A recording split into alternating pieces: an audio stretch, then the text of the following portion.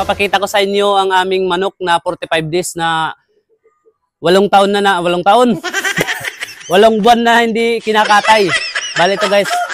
Ito yung mangyayari sa inyong manok na 45 days. Yung puti ba? Yung puti. Yung 45 days na kapag hindi nyo kinatay sa loob ng 8 buwan, ito, ganito kalaki. Ay guys, just sa loob ng tangkal.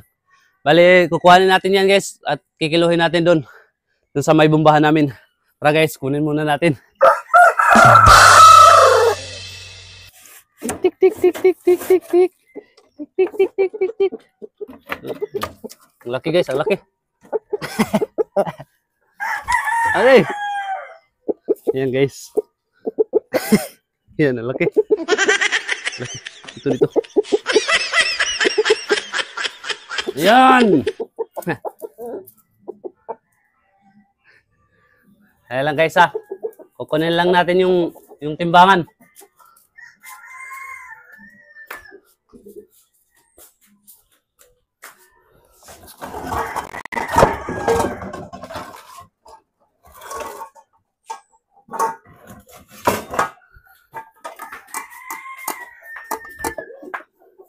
Uy. Gaaway. Ito guys, meron na tayong timbangan ito. Ito na ating timbangan. Ayan guys. Gumagana yan. Dito. Kikiluhin natin guys, kikiluhin. Ayan guys. Dito ka, libot. Medyo yung edit kiluhan. Ay, lapagpos. Sige. Ayan guys ha. Ngayon. Kilo yan eh. Medyo yan eh. Ayan guys. Zero yan ha. Ayan. Ayan ha. Sige. Kiluhin na natin. Sige, atras.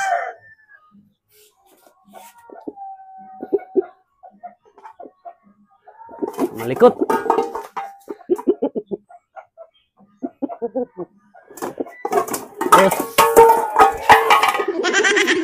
Dali lang guys.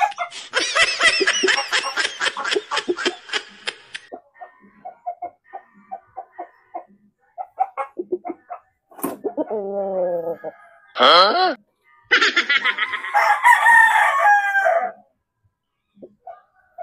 Ayan! 5 kilos o 6 kilos. Aray! Ayan guys, 6 kilos. So yung guys, maraming salamat sa panonood guys. Sana nagustuhan niyo yung video. Ito guys. Ganyan siya kalaki guys. Ayan. Maraming salamat sa panonood. Subscribe kayo sa ating channel. Marami pa tayong mga pag-uusapan at mga kwentuhan.